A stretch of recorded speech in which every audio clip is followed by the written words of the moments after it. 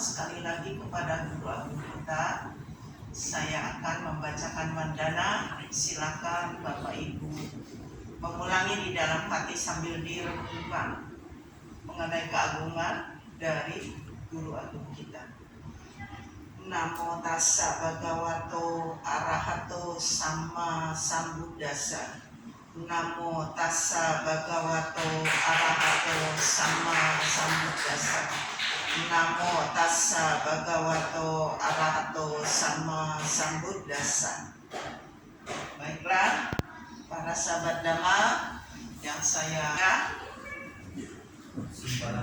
simpanan, betul. Terus keuntungan ya, sudah pasti. Investasi yang membahagiakan tentunya harus ada keuntungan, betul? Iya, kalau nggak ada keuntungan namanya buat apa investasi ya? Harus ada ketenangan. Tenang, tiap bulan dapat penghasilan, ya. Atau nanti apa yang kita investkan bisa berkembang, bukan mencium. Ya, Bapak Ibu. Jadi kita tenang.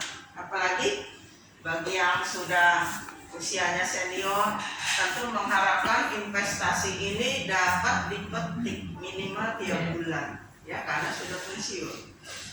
Itu harapannya. Terus nyaman, karena pengimpun dana atau fund manajernya tidak lari.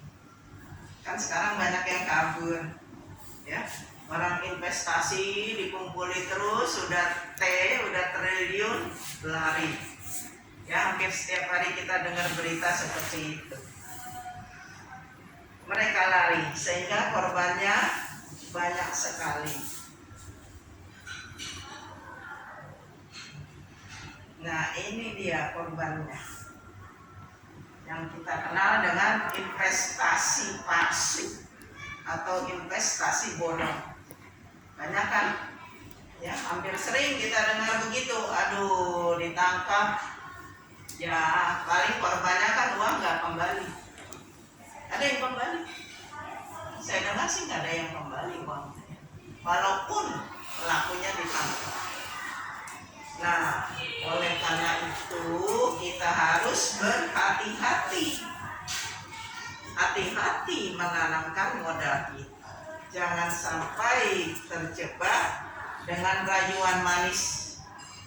Biasanya rayuannya maut luar biasa, ya. Waduh, kalau Anda menanam modal di sini begini, sehingga orang tertarik. Setelah modal dihimpun, lalu fund manajernya lari, ya, sehingga menimbul kehancuran bagi yang mengalokasikan uangnya, ya. Bahkan ada yang bunuh diri karena semua uangnya ketika dia bekerja sedari muda sampai tua dituang di situ, dengan harapan setelah tua bisa mendapatkan sesuatu yang diharapkan, tapi ternyata dibawa lari. Nah, ini harus hati-hati. Bisa kiamat lokal ini kalau begini. Nah, ini dia macam-macam sih janjinya ya. Investasi tanah, ya, diajak kita bangun rumah, bangun apartemen, nanti hasilnya menggiurkan. Kemudian agribisnis, perkebunan kelapa sawit atau apapun yang dijanjikan manis-manis, semanis madu. Setelah itu lari. Tapi ada juga investasi yang asli, tidak lari. Nah, investasi saham. Ini kan resmi ya, resmi investasi saham di pasar modal. Tapi yang ini pun terlalu riskan. Saham itu kan kalau ada isu-isu politik udah mulai harganya menukik ke bawah, ya. Juga banyak juga yang nakal juga ya. Ya ini bisa dimainkan harganya. Ya, ini di pasar modal. Ya, investasi di pasar modal juga tidak menjanjikan selamanya membawa keuntungan. Kemudian rumah, properti bisa stagnan. Apalagi di masa pandemi kemarin 2 tahun ya. Siapa yang mau untuk membiayai biaya hidup, beli vitamin dan sebagainya saja sudah jungkir balik, apalagi banyak PHK. Ya, properti ya biasanya memang harganya melonjak, tapi bisa saja stagnan. Nah, investasi apa ini yang bisa membawa kebahagiaan bagi kita? Yaitu keuntungan, ketenangan, kenyamanan, 3 macam. Perbuatan baik, bagus. Apalagi perbuatan baik bisa nggak membawa keuntungan materi? Bisa jadi. Ya. Nah, kita bahas. Guru Agung Buddha telah mengajarkan bagaimana cara berinvestasi yang membahagiakan supaya kita tidak dibawa lari harta kita. Ya, jangan sampai dibawa lari oleh orang lain. Kita yang capek-capek mengumpulkan rezeki. Investasi apa ini? Sila, ya.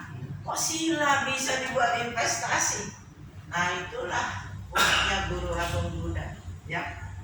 Investasi sila ini nggak perlu uang. Jadi orang yang nggak punya uang juga bisa berinvestasi. Beda sama yang di luar. Kalau yang di luar harus ada uang yang diinvestasikan. Tapi di sini harus ada tekad dan kemauan yang keras. Investasi sila. Bagaimana sila bisa diinvestasikan? Yaitu dari pikiran, ucapan, dan perbuatan kita. Inilah modal kita berinvestasi. Ya, atau sila samadhi panya yang kita kenal. Nah, saya akan uraikan berikut ini. Nah, di dalam Samyutta Nikaya 5.143, Buddha sudah jelas-jelas mengatakan permulaan dari batin yang luhur adalah sila yang sempurna kesucian. Artinya kita harus melaksanakan sila dengan sungguh-sungguh. Satu paket Bapak Ibu. Yang tadi kita baca Panatipata, Weramani, Sikapadang, Samadhyami, ya, sampai 5 itu baru paket A. Ada paket B-nya yang harus kita laksanakan. Baru namanya investasi. Kalau baru Pancasila saja kita belum berinvestasi dengan sempurna. Nah, Buddha telah mengatakan di dalam buku yang biru tadi juga ada Silena Sugatingyanti, Silena Boga Sampada, Silena Dibutingyanti, Tasma Sila Wisodaya. Dengan melaksanakan sila dengan sempurna, ya, dengan kita berinvestasi sila akan tercapai alam bahagia. Alam bahagia di mana Ibu Bapak? Di alam surga. Ya, di alam surga. Akan diperoleh kekayaan lahir dan batin. Nah, inilah investasi yang selalu dikejar-kejar orang yang di luar sana, yaitu kekayaan materi. Melaksanakan sila bisa memperoleh kekayaan materi, bisa. Dan juga kita dapat double, materi dan kekayaan spiritual. Kemudian padamnya kilesa atau akan tercapainya nibbana. Nah, bagaimana caranya mengolah sila ini bisa menjadi sebuah investasi untuk diri kita yang membawa keuntungan ketika meninggal dunia terlahir di alam surga, alam bahagia. Semasa hidup kita memiliki kekayaan materi dan juga kekayaan batin.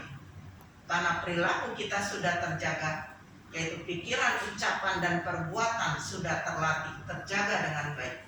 Dan yang terakhir, ini sebagai langkah awal kita untuk menuju perjalanan pencapaian yang tertinggi, yaitu nirvana.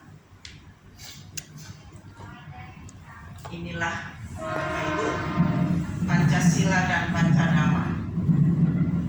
Kalau Pancasila udah biasa ya, setiap puja bakti dibacakan, bahasa Palinya sudah dibaca, bahasa Indonesianya sudah dibaca, bahkan sudah hafal mungkin. Ada yang betul-betul hafal. Manati pata wera manisika padang samadiami, saya berusaha menghindari pembunuhan makhluk hidup. Yang kedua, adina dana wera manisika padang samadiami, saya berusaha untuk tidak mengambil atau menghindari pengambilan barang yang bukan milik kita, dan seterusnya. Tapi kalau Pancadama sudah tahu belum? Baru dengar? Sudah biasa dengar? Belum. Inilah Pancasila sebetulnya, ya. Yang Pancasila Buddhis yang biasa kita bacakan itu, ini adalah 5 pantangan. Karena saya berusaha menghindari, berarti kan tidak boleh dilakukan. Yang namanya tidak boleh dilakukan berarti kita pantang. Ya. Jadi Pancasila Buddhis yang paket A, kita pantang untuk melakukan pembunuhan, pantang mencuri, pantang berbuat asusila, pantang berbohong, dan pantang mabuk. Ya, kita hindari ini. Yang biasa kita baca di dalam buku Paritaji. Nah, yang ini kalau kita hindari, apakah sudah ada kama baiknya?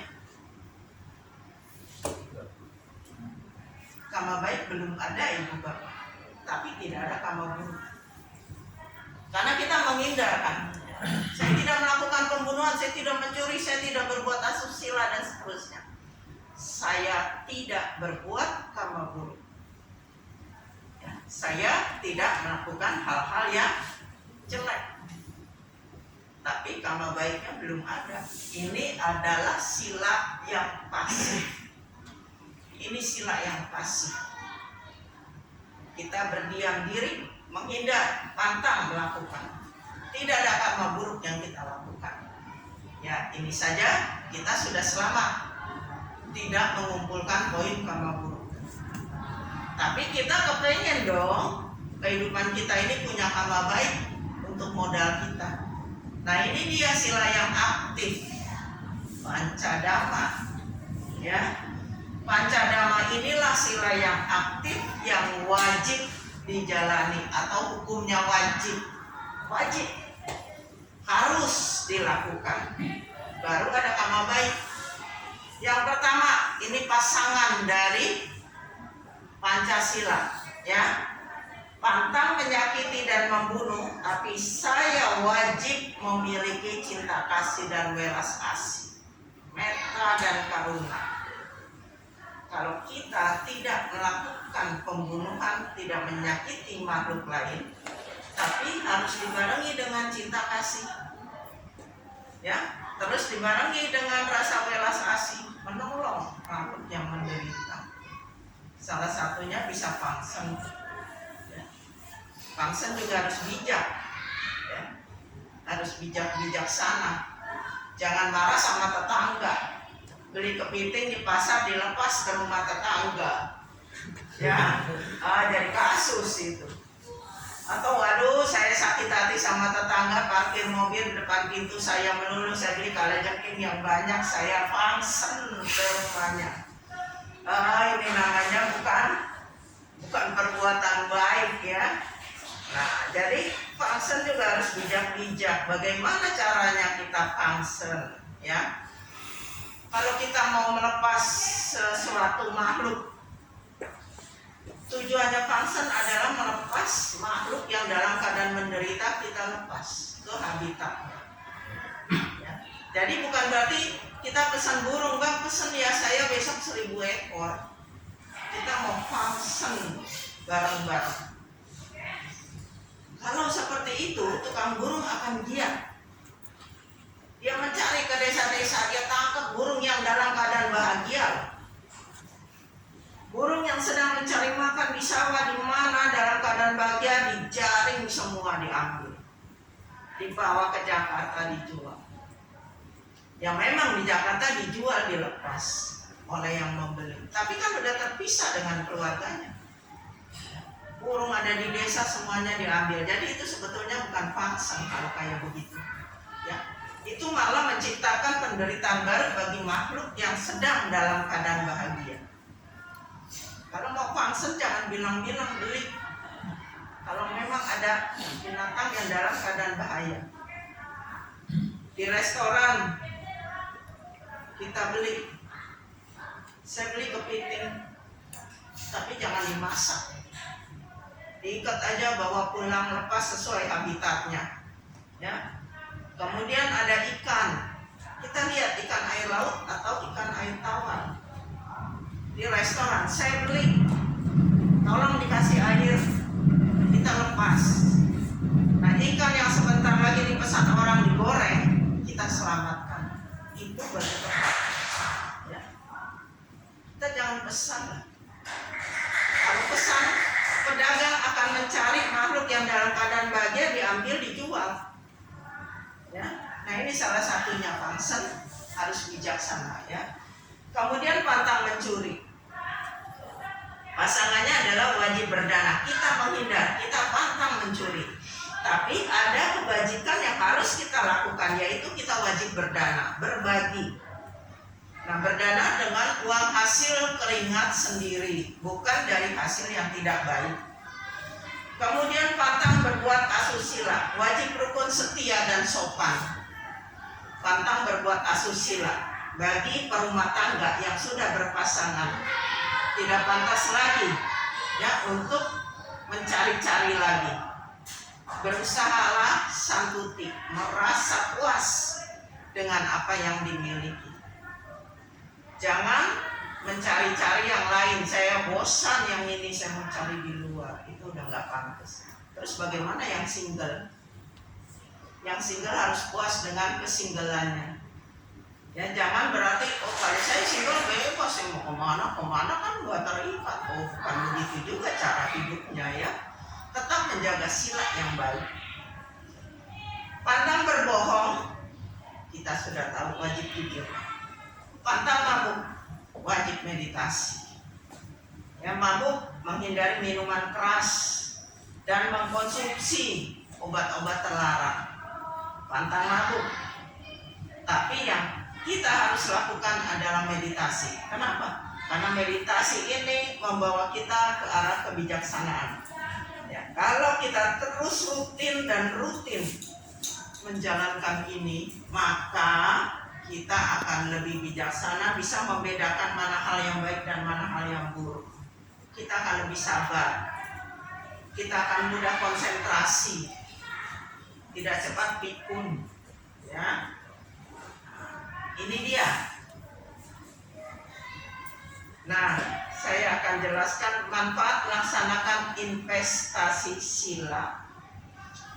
Kalau kita melaksanakan sila dengan sempurna, paket A dan paket B, Pancasila dan Pancadhamma,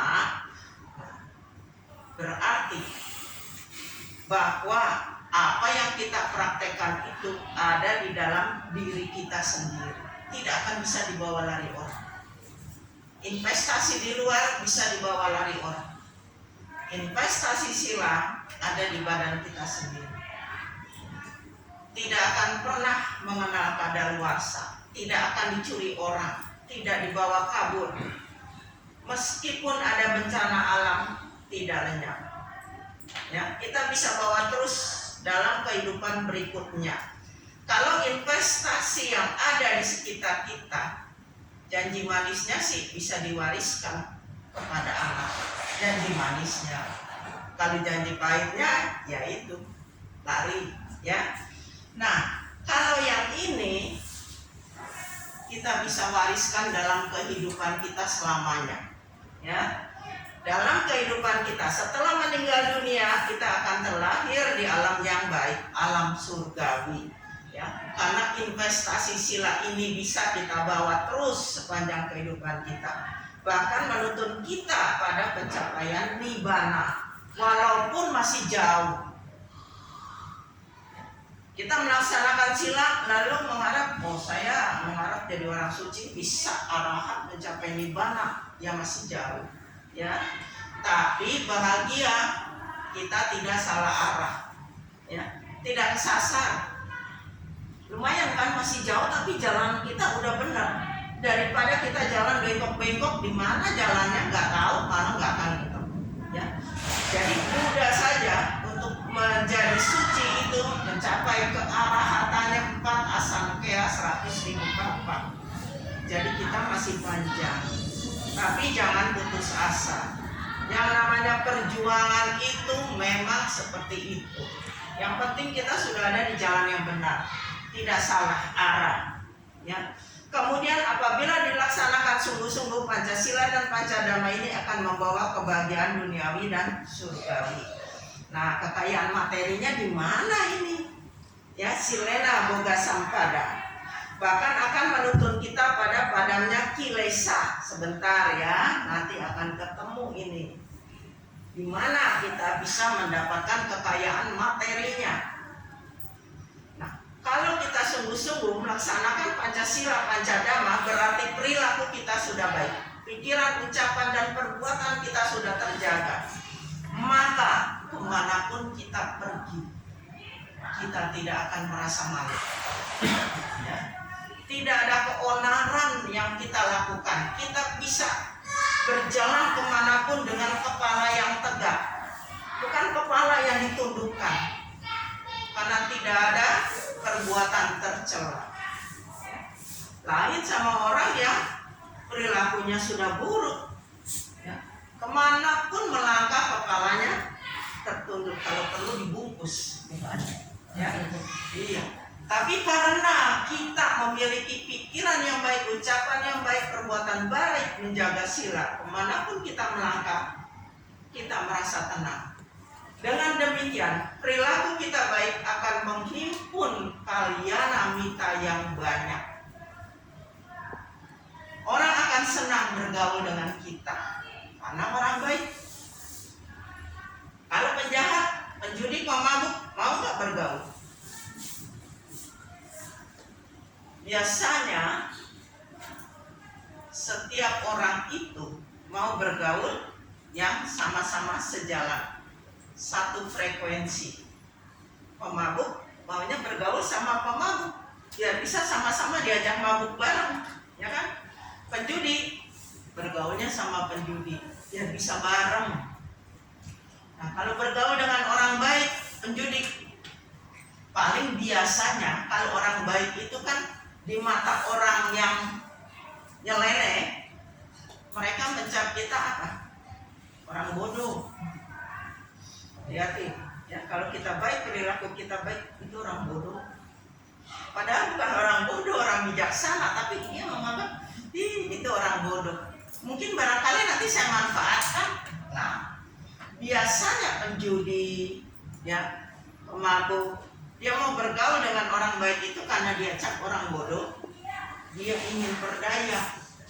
Saya pinjam uang dong, nanti saya ganti, saya pinjam. Karena dipikir orang bodoh, padahal kita bukan orang bodoh, kita bijaksana, bisa membedakan mana yang baik dan mana yang buruk. Ya. Tapi bagi dia itu adalah bodoh.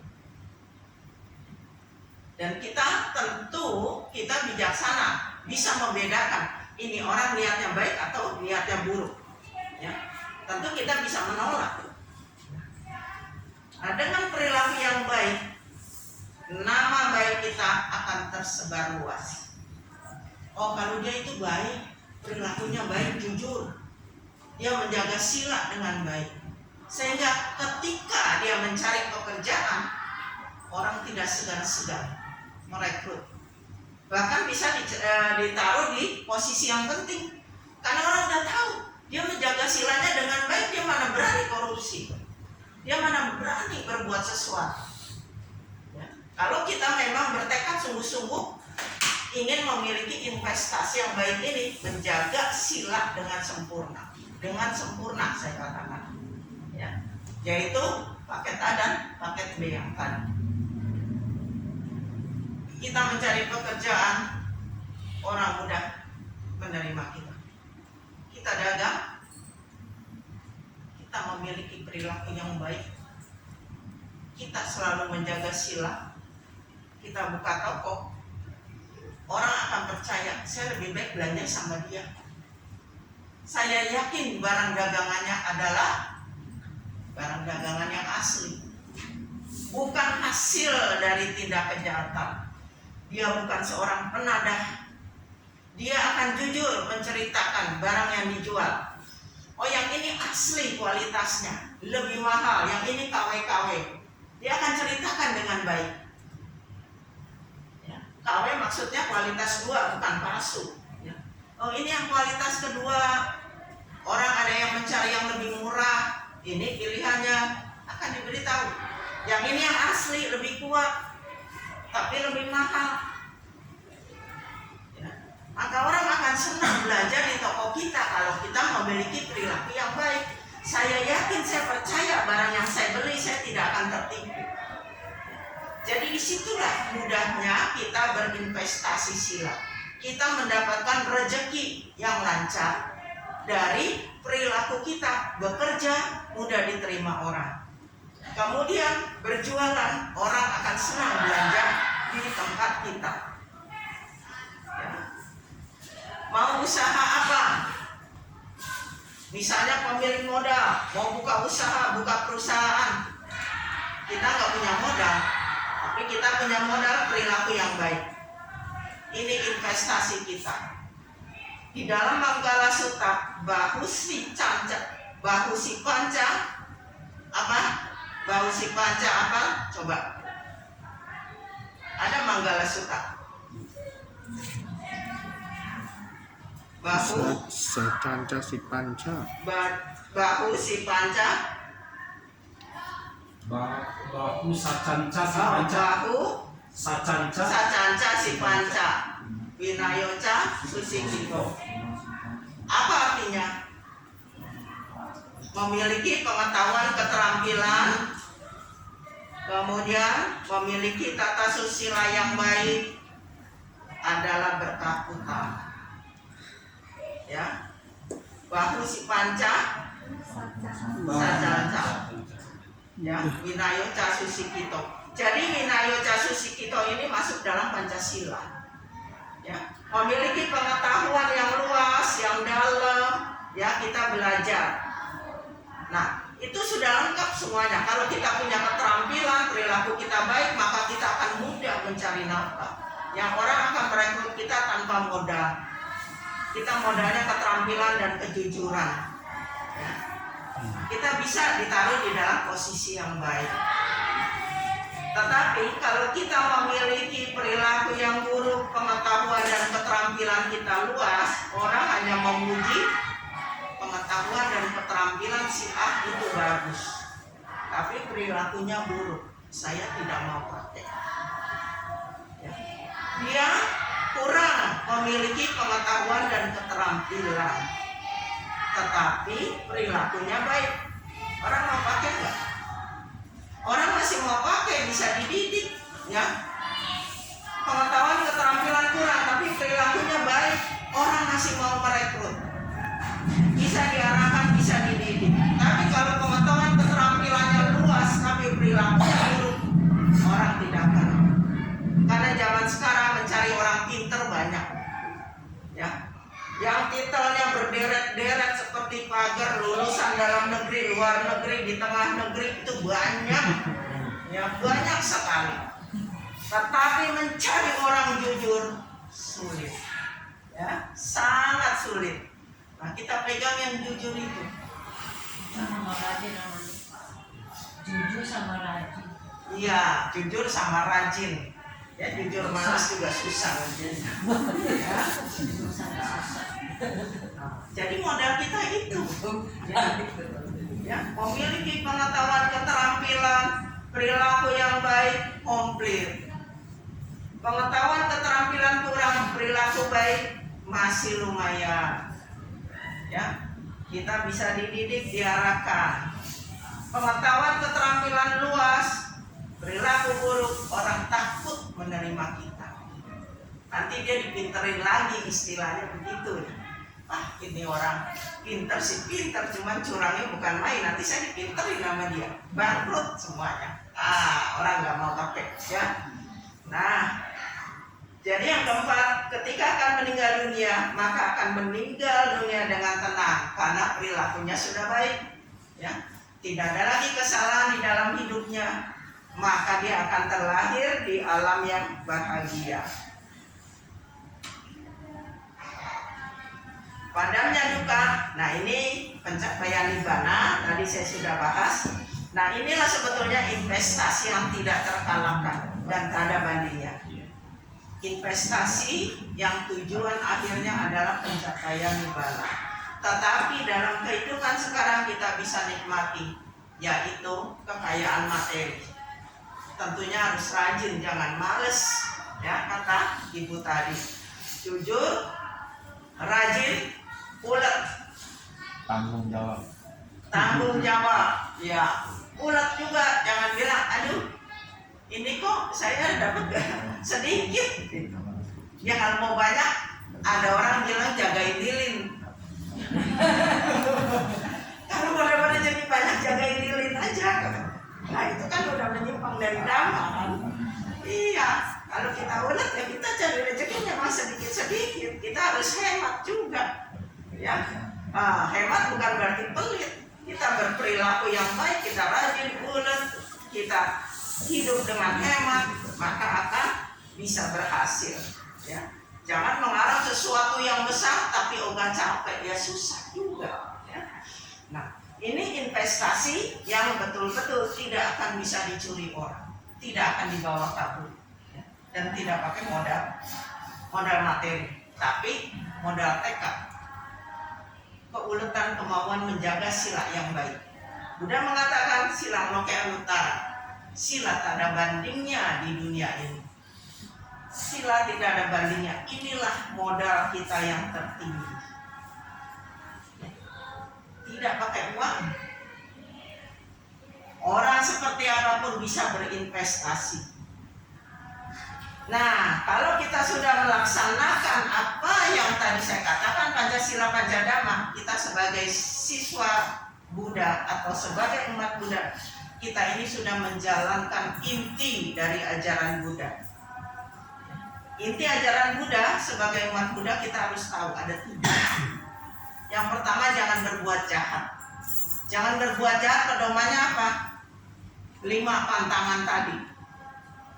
Yang 5 pantangan itu kalau kita patuhi, kita sudah tidak berbuat jahat, yaitu Pancasila paket A. Senantiasa mengembangkan kebajikan. Pancadhamma. Pancasila paket B, Pancadhamma, 5 wajib. Inilah menambah kebajikan. Sucikan pikiran. Ada juga di Pancadhamma poin 5, yaitu tadi yang Pancasila paket A, pantang mabuk. Yang paket B, meditasi. Komplit kan? Kita sudah mempraktekkan inti ajaran Buddha. Nah, yang penting kita terus bertahan terus dengan sila kita.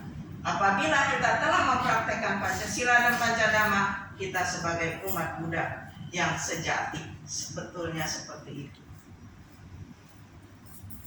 Nah, selesai. Siapa yang mau bertanya? Setelah saya uraikan, mungkin ada yang tertarik. Siapa yang mau berinvestasi? Namanya saya boleh bertanya Mali. Silakan. Mengenai menjadi orang yang baik, jujur itu ular tekun gitu ya. Kadang-kadang saya di komplain anak saya, anak saya selalu bilang, kok kita kok aneh sih tiap minggu harus ke wihara? Kok kita aneh sih harus tidak membunuh binatang? Kok kita aneh sih kita harus melakukan berbuat baik? Padahal dilihat temannya jalannya ke mall, bisa kemana-mana. Ada semut diinjek. Kenapa bapaknya melarangnya sampai segitu parah? Dianggap kolot, dianggap ini orang tua kolot. Gimana nih namanya? Anak saya selalu berpikiran. Terima kasih. Tadi kan saya sudah bilang ya, Kalau kita punya perilaku baik, menjalankan sila dengan baik, kalau orang jahat bilang apa? Itu orang bodoh. Orang bodoh tuh, lihat tuh, kita manfaatin yuk. Nah, padahal kita bukan orang bodoh, kita orang bijaksana. Gitu. Jadi emang seolah-olah kelihatannya kalau orang yang menjalankan sila, menjalankan ajaran Buddha, itu orang bodoh. Di luar begitu. Jadi orang mengatakan, kamu ngapain sih? Meditasi, duduk diem, kayak patung. Mending kita ke mall, jalan-jalan. Nah, kamu orang bodoh atau bokeh? Masih bilang gitu kan? Bodoh atau bokeh? Oh, bukan bodoh atau bokeh. Saya memang mau melatih pikiran saya. Nah, anak-anak memang perlu diarahkan juga. Kenapa ya kita kok nggak boleh membunuh binatang? Nah, sekarang Buddha itu menghargai setiap kehidupan makhluk hidup. Setiap makhluk hidup tentu ingin bahagia, sama seperti kita. Kita juga kan ingin bahagia. Semut juga sama. Ya. Jadi kalau kita selalu mengejar-ngejar serangga, ada kupu-kupu diuber-uber, ada kucing dikejar-kejar, ketemu disiram dengan air panas, tentu juga kan binatang merasa terancam hidupnya. Ya. Jadi ini adalah bagian dari meta cinta kasih. Ya, jadi kita bisa jelaskan karena kenapa kita nggak boleh membunuh binatang, karena binatang juga sama dengan kita. Kalau kita selalu disakiti, bagaimana rasanya? Kalau kamu dapat teman sebangku selalu usil, ya kamu lagi diam duduk belajar, hidung kamu tiba-tiba ditonjok, kamu senang nggak? Enggak. Tentu kan dia bilang begitu. Nah, kalau begitu, kamu juga harus menciptakan rasa aman untuk makhluk lain, sehingga makhluk lain bisa hidup tenang, damai, bahagia. Terus tadi apalagi pertanyaannya saya? Dia merasa bapaknya kolot nggak keren gitu, nggak kayak yang lain yang bisa jalan-jalan kemana, yang setiap liburan bisa kemana gitu. Ya kok dia merasa kok bapaknya kok motor setiap minggu harus ke Cetia ke wihara. Iya. Karena kalau kita ke wihara, kita ke Cetia, kan kita menambah, memperdalam ajaran Buddha, menambah pengetahuan secara spiritual. Kalau mau jalan-jalan sekali-sekali ya boleh, tapi nanti setelah selesai menjalani. Tapi tidak perlu juga kita rutin, untuk apa buang-buang waktu kan? Lebih baik kita gunakan untuk belajar atau hal-hal lain yang bermanfaat. Tapi untuk sekali-sekali jalan-jalan ya boleh. Nah, mengapa kita harus ke wihara? Karena ke wihara ini, setelah kita ke wihara, kita akan memperoleh ketenangan batin. Kita akan berkumpul dengan teman-teman yang baik dibandingkan di luar sana. Ya. Kita bertemu dengan teman-teman satu frekuensi, ya, yang sama-sama menjaga sila. Melihat semut, ada semut. Kalau anak yang lain yang bukan Buddhis langsung diinjak, ya. Tapi kalau yang sesama Buddhis, jangan-jangan mari kita angkat. Dengan cara seperti itu, maka anak-anak akan terbiasa dengan perilaku yang diajarkan di dalam Dhamma. Seperti anak-anak juga ya, anak-anak yang belum pernah kenal wihara, anak SD, orang tuanya sibuk dagang untuk bapaknya ke wihara. Ketika dia mendapat pelajaran agama Buddha, kamu harus mencintai semua makhluk, termasuk binatang. Makhluk tidak tampak pun kita tidak musuhi. Ya. Binatang yang kecil pun kita hargai. Sehingga anak-anak yang Buddhis ini ketika di taman, di daun dia melihat semut, dia akan menjaganya. Tapi yang non Buddhis, kamu lucu deh, semut aja disayang-sayang, sini saya protes. Kan beda ajarannya. Tapi itulah kita merasa bangga, kita bahagia punya Guru Agung Buddha yang mengajarkan menghargai kehidupan makhluk-makhluk. Kalau kita menghargai kehidupan makhluk-makhluk, bisa aja ditanamkan ke anak-anak, kamu sudah menanamkan karma baik. Karena setiap apapun yang kita lakukan dengan niat atau cetana, maka akan menghasilkan karma. Kalau kamu niatnya membunuh, ketemu belalang kakinya dipotes, ya, lalu dibuang, belalang itu akan mati. itu akan menanam sebuah karma buruk untuk hidup. Suatu saat nanti kamu akan mengalami kesulitan, ya, walaupun memang tidak persis kesulitan itu seperti apa. Tapi kalau kita tidak melakukan kejahatan, ini adalah tabungan kita untuk perbuatan baik, yang pada suatu saat ke depannya kita tidak tahu, ketika ada musibah kita akan tertolong, ya. Karena karma buruk yang kita lakukan itu nggak bisa dihapus, nggak bisa bilang saya minta ampun, saya bertobat, lalu di titik X diampuni. Tidak ada ampun mengampuni. Yang ada adalah konsekuensi. Kita sering membunuh, suatu saat karma buruk berbuah, ya. Ketika misalnya kecelakaan, bisa langsung meninggal dunia. Tapi kalau kita selalu berbuat baik, ya, perbuatan buruk udah dilakukan, ditelanjur membunuh, tapi kita stop. Stop bukan berarti hilang itu karma buruk, enggak. Kita siram lagi dengan kebajikan yang sebanyak-banyaknya seperti garam dengan air. Maka ketika terjadi kecelakaan, efeknya nggak terlalu nendang, ya. Nggak sampai meninggal, paling lecet, patah tulang, kan masih bisa diobati, masih kira-kira begitu. Ini kehar. Habis dari Cetia pulang aja ke mall. Oh, Boleh. Jadi Doda tercapai. Iya, jadi tercapai, ya. Iya, Kewiyalannya ada, ke mallnya ada. Iya, jadi kesampai itu anaknya. Ada lagi yang mau bertanya? Biasanya kita kan padusan lagi. Seandainya kita padusan tuh, burung yang kita beli kan biasa yang agak murah. Kebetulan pada saat itu burungnya nggak ada murah, yang mahal. Kalau yang murah misalnya 5.000 kan, 10 kan ada 50.000. Kalau yang mahal kan 50 itu ada 2. Itu gimana Rahman? Apa sama apa idenya? Maksudnya faedah akan Antara mahal dan murah. Ya, Mungkin antara murah kita antara mahal dengan murah. sama. ya kita tergantung kemampuan kita kan. Kita harus bijaksana juga. Misalnya kita punya uang cuma 10.000 misalnya, ya. Ini bisa punya uang 10.000. Beli Bukan harga burungnya Ramani. Burung kan ada yang murah, ada yang mahal. ya, Kalau yang murah kan misalnya 10.000 kan 50.000 kan dapat 5. 50.000 dapat 5. Ah ya kan 10.000 kan. Kalau yang mahal 30.000 cuma dapat 2 kan, masih kurang kan. Maksudnya dengan duit segitu, tapi beli burungnya Itu berbeda. kurang. Manfaatnya mana sih? Maksudnya gitu orang Apa sama nilainya mahal? Tergantung pikiran kita, niat kita, ya. Bukan dengan nilai uangnya. jumlah ini yang dilepas. Iya, saya punya niat untuk membebaskan makhluk hidup ini sesuai dengan kemampuan saya. Semoga dia pergi ke tempat yang baik, yang aman, yang makmur. Makmur artinya dia mudah mencari rezekinya, cari makannya. Aman maksudnya tidak dimangsa orang lain, ya. Walaupun itu hanya 2. Iya, walaupun hanya 2, ya. Kasihan. Ada lagi?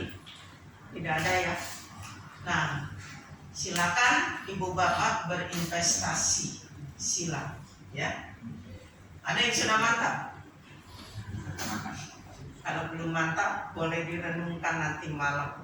Saya mau investasi sila apa investasi yang di luar. Kalau sudah mantap silakan mendaftar. Tapi jangan ke saya ya daftarnya. Daftar ke diri sendiri. Saya mau sungguh-sungguh melaksanakan sila, berarti kan mendaftar ke diri sendiri kan. Ya udah praktekkan, ya. Nah, investasi sila tidak pakai modal, tapi pakai niat tekad yang sungguh-sungguh. Demikian, semoga bermanfaat. Setelah selesai ini, Puja Bakti selesai? Belum. Tuh, Masih ada cara. ini makan siang, depan sama makan siang bersama kita di bawah. Mana cara? Saya kira tidur siang. Atau ke mall sama-sama gitu ya. Oh, sama-sama. Itu nggak usah dibilang gitu, tidur siang. Oh, iya. Ya. Baiklah, kalau masih ada acara, saya akan tutup untuk sharing dhamma ya. Nah, mari kita limpahkan kebajikan kita ini kepada leluhur kita yang sudah meninggal dan makhluk-makhluk yang bertalian karma dengan kita yang sedang menderita. Mari kita limpahkan. Idang wonya tinang hotu sukita hontunya tayo. Idang wonya tinang hotu sukita hontunya tayo. Idang wonya tinang hotu sukita hontunya tayo. Semoga jasa-jasa kebajikan yang telah kami lakukan ini melimpah kepada leluhur, kepada orang tua yang telah meninggal baik yang di kehidupan lalu, kemudian kepada sanak saudara dan makhluk-makhluk yang bertalian karma dengan saya. Semoga ikut menikmati jasa kebajikan ini, maupun para dewa, makhluk-makhluk yang tidak tampak, semoga ikut berbahagia.